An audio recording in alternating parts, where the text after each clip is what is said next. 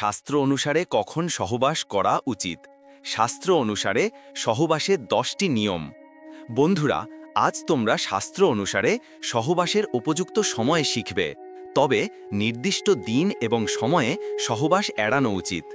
আমাদের হিন্দু ধর্মগ্রন্থগুলিতেও সহবাসের বিষয়ে কিছু নিয়ম রয়েছে। তদুপরি ধর্মীয় দৃষ্টিকোণ থেকে সহবাসের নিজস্ব গুরুত্ব এবং উপযোগিতা রয়েছে।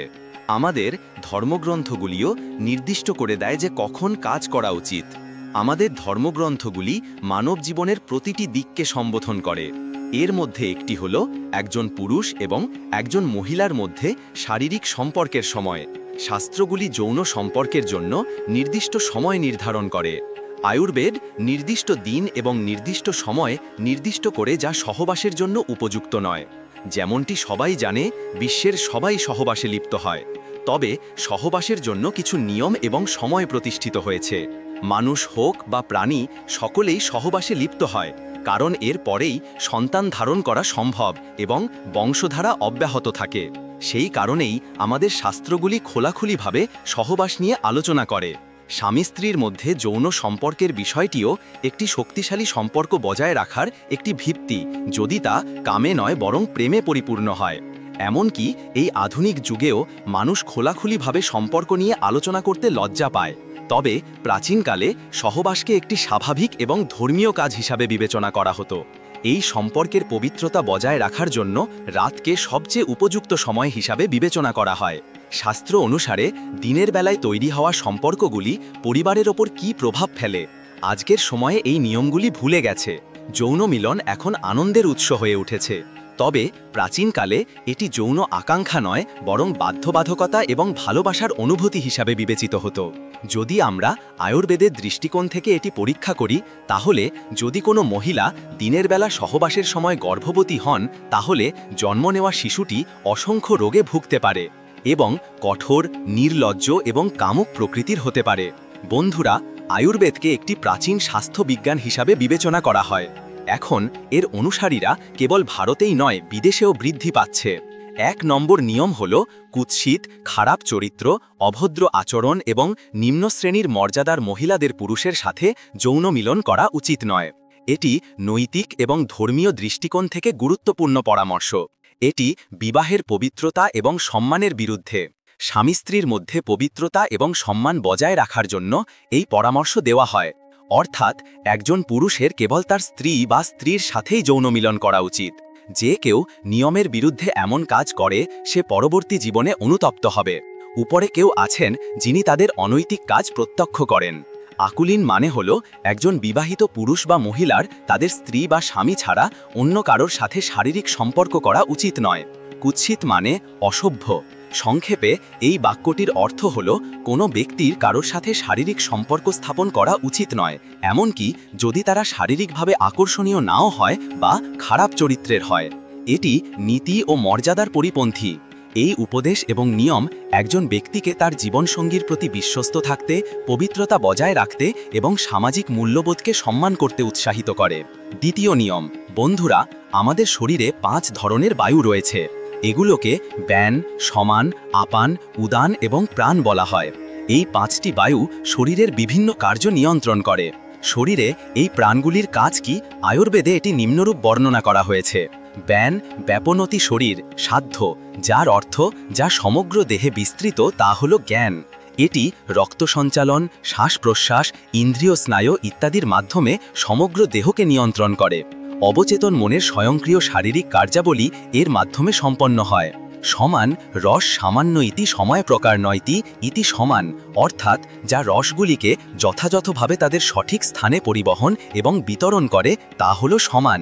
এটি উপযুক্ত স্তরের হজম রস উৎপাদন এবং রক্ষণাবেক্ষণের জন্য দায়ী। আপান অপান্নাতি প্রকাশন, মালান নিসারতি, অপকর্ষন্তি, চ শক্তিম ইতি আপান। অপান বায়ু অর্থ হল আপান। বায়ুর মল, মূত্র, বীর্য, ভ্রূণ এবং ঋতুস্রাব নির্গত করার কাজ রয়েছে। এতে থাকা বীর্য অর্থাৎ আপান বায়ু যৌন মিলনের সাথে সম্পৃক্ত। বন্ধুরা, আপান বায়ু হল ঋতুস্রাব, প্রজনন এবং এমনকি যৌন মিলন নিয়ন্ত্রণের একটি উপাদান। অতএব এই বায়ুকে বিশুদ্ধ এবং গতিশীল রাখতে আপনার পেটকে ভালো অবস্থায় রাখতে হবে এবং সঠিক সময়ে নিজেকে ত্যাগ করতে হবে। উদান উন্নতি, উদানতি বতাদান, যার অর্থ যা শরীরকে দৃঢ় রাখে এবং পতন থেকে রক্ষা করে তা হল উদান। এর মাধ্যমে ঊর্ধ্বমুখী চলাচলের অনেক প্রত্যক্ষ এবং পরোক্ষ ক্রিয়া সম্পন্ন হয়। প্রাণ প্রকাশন, অতি প্রাকেন, বলন, দাদাতি, আকর্ষণ, শক্তি, সপ। প্রাণ, যার অর্থ যা শ্বাস, খাদ্য ইত্যাদি টেনে নেয় এবং শরীরকে শক্তি প্রদান করে তা হল প্রাণ। এটি প্রায়শই শব্দ থেরাপির কেন্দ্রবিন্দু। সংখ্যা ৩, সহবাসের সময় গর্ভাবস্থা। শাস্ত্র অনুসারে গর্ভাবস্থায় যৌন মিলনের বিষয়ে কিছু নিয়ম এবং বিশ্বাস রয়েছে। বন্ধুরা, গর্ভাবস্থায় যৌন মিলন হলে ভবিষ্যতের শিশুটি অক্ষম বা অসুস্থ হয়ে জন্মগ্রহণ করার ঝুঁকি থাকে। তবে কিছু শাস্ত্র অনুসারে গর্ভাবস্থায় অন্য কোনো জটিলতা না থাকলে মধ্যবর্তী মাসগুলিতে যৌন মিলন করা যেতে পারে। উদাহরণস্বরূপ, আয়ুর্বেদ 2 বা 3 মাস যৌন মিলনের পরামর্শ দেয়। এই যুগে গর্ভাবস্থায় যৌন মিলনের আগে ডাক্তারের সাথে পরামর্শ করা ভালো। তবে গর্ভাধারণের পরে সহবাস এড়ানো বাঞ্ছনীয়। নম্বর 4, চতুর্থ নিয়মটি কি বলে? কামসূত্রের লেখক আচার্য বাৎসায়নের মতে মহিলাদের জন্য কামশাস্ত্রের জ্ঞান থাকা অত্যন্ত গুরুত্বপূর্ণ, কারণ এই জ্ঞান পুরুষদের তুলনায় মহিলাদের জন্য বেশি গুরুত্বপূর্ণ। আচার্য বাৎসায়নের মতে যখন স্বামী স্ত্রীর মধ্যে প্রেমে খোলামেলাতা থাকে তখন তাদের সম্পর্ক আরও দৃঢ় হয়। তবে যখন গোপনীয়তা, সন্দেহ বা দ্বিধা থাকে তখন সম্পর্কটি টানাপোড়েন সৃষ্টি করতে পারে। তবে যখন উভয়েরই এই বিষয়ে সম্পূর্ণ জ্ঞান থাকে তখনই প্রকৃত সুখ অর্জন করা সম্ভব। বাৎসায়নের মতে একজন মহিলার উচিত তার নিজের মধ্যে যৌন প্রশিক্ষণ গ্রহণ করা, বিয়ের আগে বাবার বাড়িতে এবং বিয়ের পরে স্বামীর অনুমতি নিয়ে। এটি বৈবাহিক জীবনে স্থিতিশীলতা বজায় রাখে এবং স্বামীকে অন্য নারীর প্রতি আকৃষ্ট হতে বাধা দেয়। সামাজিক সম্পর্ক, এই অংশে বিবাহ, প্রেম এবং সামাজিক জীবনের বিভিন্ন দিক তুলে ধরা হয়েছে। বাৎসায়ন বিশ্বাস করেন যে নারীদের বিছানায় বেশ্যার মতো আচরণ করা উচিত। এটি বৈবাহিক জীবনে স্থিতিশীলতা বজায় রাখে, স্বামীকে অন্য নারীর প্রতি আকৃষ্ট হতে বাধা দেয় এবং তার স্ত্রীর সাথে সৌহার্দ্যপূর্ণ সম্পর্ক বজায় রাখে। কামসূত্রে প্রেম, শ্রদ্ধা এবং একে অপরের প্রতি আনুগত্যের মতো নৈতিক মূল্যবোধের ওপর জোর দেওয়া হয়। তাই নারীদের যৌন কার্যকলাপের জ্ঞান থাকা উচিত, যাতে তারা প্রেমের শিল্পে দক্ষতা অর্জন করতে পারে এবং তাদের স্বামীদের মোহিত রাখতে পারে। প্রাচীন ভারত যৌন বিজ্ঞানের ওপর অসংখ্য কৌশল এবং ব্যাপক গবেষণার আবাসস্থল ছিল।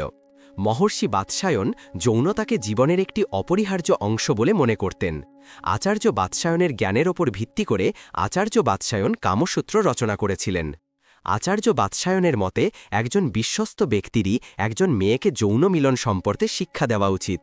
উদাহরণস্বরূপ, একজন ধাত্রী, একজন বিশ্বস্ত দাসী যিনি তার সাথে খেলেছেন এবং বিয়ের পরে যৌন মিলনের সাথে পরিচিত, একজন বিবাহিত বন্ধু, একজন ঘনিষ্ঠ খালা বা বড় বোন, একজন মধ্যবয়সী বা বয়স্ক দাসী, একজন ফুপু অথবা একজন ফুপু যিনি যৌন মিলনের অভিজ্ঞতা লাভ করেছেন।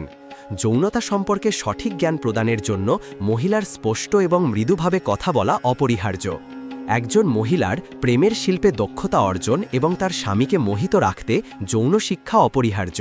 পঞ্চম, শাস্ত্র অনুসারে এমন কিছু দিন আছে যখন স্বামী স্ত্রীর যে কোনো ধরনের শারীরিক ঘনিষ্ঠতা এড়িয়ে চলা উচিত। এই দিনগুলিতে যৌন মিলনের ফলে ইহাকাল ও পরকাল উভয় ক্ষেত্রেই নেতিবাচক পরিণতি হতে পারে, এমনকি সন্তানের স্বাস্থ্য ও জীবনের ওপরও বিরূপ প্রভাব পড়তে পারে। উদাহরণস্বরূপ, অমাবস্যায় স্বামী স্ত্রীর এই দিন ঘনিষ্ঠতা এড়িয়ে চলা উচিত, কারণ এটি নেতিবাচক শক্তির দিন হিসাবে বিবেচিত হয়। পূর্ণিমায় স্বামী স্ত্রীরও এই দিন ঘনিষ্ঠতায় এড়িয়ে চলা উচিত, কারণ এটি চন্দ্রের প্রভাবে থাকে এবং ঘনিষ্ঠতার জন্য উপযুক্ত বলে বিবেচিত হয় না। চতুর্থী এবং অষ্টমীকেও ধর্মীয়ভাবে গুরুত্বপূর্ণ বলে মনে করা হয় এবং এই দিনগুলিতে ঘনিষ্ঠতা এড়ানো উচিত। রবিবার ভগবান সূর্যকে উৎসর্গ করা হয় এবং এই দিনে ঘনিষ্ঠতা এড়ানো উচিত।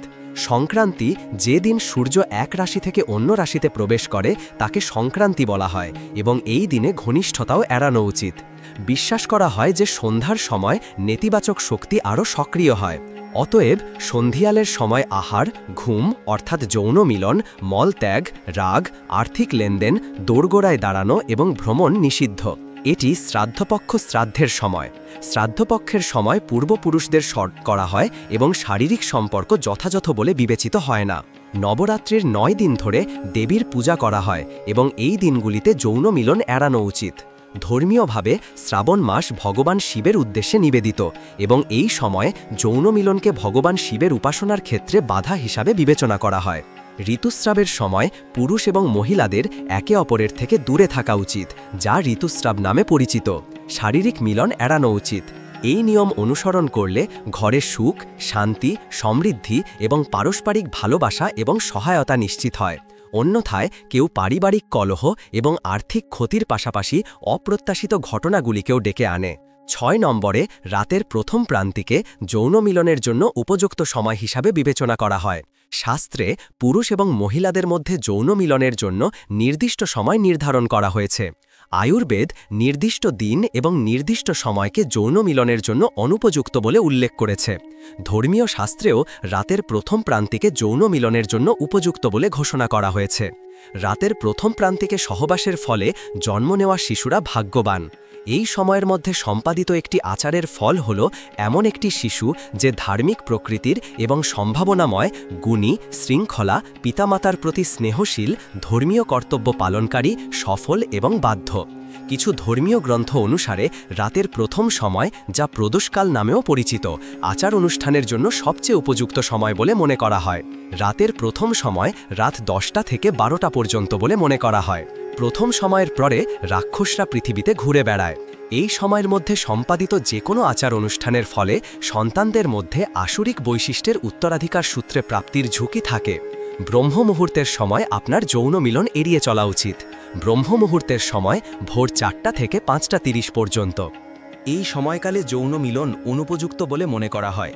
সূর্যোদয়ের আগের সময় ব্রহ্ম মুহূর্ত ধর্মীয় ও আধ্যাত্মিক কার্যকলাপের জন্য গুরুত্বপূর্ণ বলে বিবেচিত হয়। এই সময়টিকে পবিত্র বলে মনে করা হয় এবং এটি পূজা, ধ্যান এবং অন্যান্য শুভ কার্যকলাপের জন্য ব্যবহৃত হয়। অতএব এই সময়ে প্রেমের সম্পর্ক এড়ানো উচিত।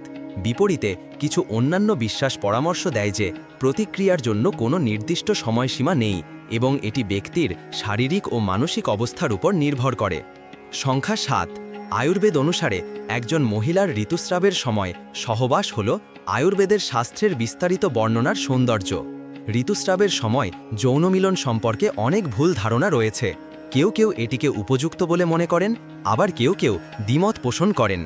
আয়ুর্বেদে ঋতুস্রাবকে রজস্বলা বলা হয়, যার অর্থ ঋতুস্রাবরত মহিলা। আয়ুর্বেদে ঋতুস্রাবের সময় একজন মহিলাকে অপবিত্র বলে মনে করা হয় এবং শারীরিক ও মানসিকভাবে শান্ত থাকার পরামর্শ দেওয়া হয়। ঋতুস্রাবের সময় যৌন মিলন এড়িয়ে চলা উচিত, কারণ এটি শরীরের শক্তি হ্রাস করে এবং স্বাস্থ্যের ওপর নেতিবাচক প্রভাব ফেলতে পারে। সাধারণ নির্দেশিকা অনুসরণ করা যেতে পারে। বেশিরভাগ আয়ুর্বেদিক গ্রন্থ ঋতুস্রাবের পর 3 থেকে 4 দিন যৌন মিলন এড়িয়ে চলার পরামর্শ দেয়। 8 নম্বর, বন্ধুত্বপূর্ণ আচরণ না থাকলে, যৌন ইচ্ছা না থাকলে, এমনকি অসুস্থতা বা শোকে ভুগলেও যৌন মিলন এড়িয়ে চলা উচিত। যখন কেউ যৌন মিলন করতে চায় না, তখন জোর করে যৌন মিলন শারীরিক ও মানসিক ক্ষতি করতে পারে। বন্ধুরা, এর অর্থ হল যদি আপনার স্ত্রী বা স্বামী চান না, অথবা যদি তাদের আচরণ বন্ধুত্বপূর্ণ না হয়, অথবা যদি তারা দুঃখিত বা বিষণ্ণ বোধ করেন, তাহলে আপনার এমন পরিস্থিতিতে জড়ানো উচিত নয়। যৌন মিলন একটি মানসিক এবং শারীরিক সম্পর্ক। যদি স্বামী স্ত্রীর মধ্যে সম্পর্ক বন্ধুত্বপূর্ণ না হয়, তাহলে সহবাস একটি সুখকর অভিজ্ঞতা হবে না এবং তাদের মধ্যে দূরত্ব বাড়িয়ে তুলতে পারে। মনে বা বাড়িতে যদি কোনো ধরনের দুঃখ থাকে, তাহলে যৌন মিলন এড়িয়ে চলা উচিত। এটি কেবল তখনই করা উচিত যখন মন ভালো থাকে। যদি ওপরের কোনো অবস্থা থাকে, তাহলে সহবাস এড়ানো উচিত। 9ম নিয়ম অনুসারে নির্দিষ্ট কিছু স্থানে যৌন মিলন করা ভুল বলে বিবেচিত হয়। পবিত্র গাছের নিচে, পবিত্র নদীর কাছে অথবা নদীর ধারে। তদুপরি জনসাধারণের স্থান, মোড়, শ্মশান, কসাইখানা, হাসপাতাল, মন্দির, অগ্নিকুণ্ড বা গুরু ও শিক্ষকের বাসস্থানে যৌন মিলন এড়ানো উচিত। যে কেউ তা করবে, তাকে কঠোর পরিণতি ভোগ করতে হবে। সংখ্যা 10। 10ম নিয়ম, সুন্দর সন্তান লাভের জন্য শাস্ত্রে কিছু বিশেষ সময় উল্লেখ করা হয়েছে। সুন্দর দীর্ঘজীবী এবং সুস্থ সন্তান লাভের জন্য গণগ্রহণ সূর্যোদয় ও সূর্যাস্তের সময় নিধান নক্ষত্র রিক্তা তিথি দিনের সময় ভাদ্র উৎসবের সময় অমাবস্যা শ্রাদ্ধের দিন গণ্ড তিথি গণ্ড নক্ষত্র এবং অষ্টমীর চন্দ্রের শুভ সময়ে যৌন মিলন করা উচিত তা এড়িয়ে যাওয়ার পরে এটাও বিশ্বাস করা হয় যে স্বামীর স্বাস্থ্য এবং ভালো পরিবেশে প্রেম করা সন্তানের গুণমানের ওপরও প্রভাব ফেলে কিছু ধর্মীয় নিবন্ধ অনুসারে ঋতুস্রাবের পরের দিনগুলিতে যেমন অষ্টম দশম এবং দ্বাদশ রাত্রিতে প্রেম করা একটি সুন্দর সন্তান লাভের জন্য শুভ বলে বিবেচিত হয় তাহলে বন্ধুরা আজ আমরা জানলাম শাস্ত্র অনুসারে সহবাসের উপযুক্ত সময় এবং 10টি নিয়ম এই নিয়মগুলো শুধু শারীরিক নয় আধ্যাত্মিক ও সামাজিক ভারসাম্য বজায় রাখার পথ যদি ভিডিওটা ভালো লেগে থাকে তাহলে একটা লাইক দিও কমেন্টে জানাতে ভুলো না আপনার মতামত আর আরও এমন ধর্মীয় ও জ্ঞানমূলক ভিডিও দেখতে চ্যানেলটি সাবস্ক্রাইব করতে ভুলো না জয় সনাতন জয় শ্রী শঙ্কর।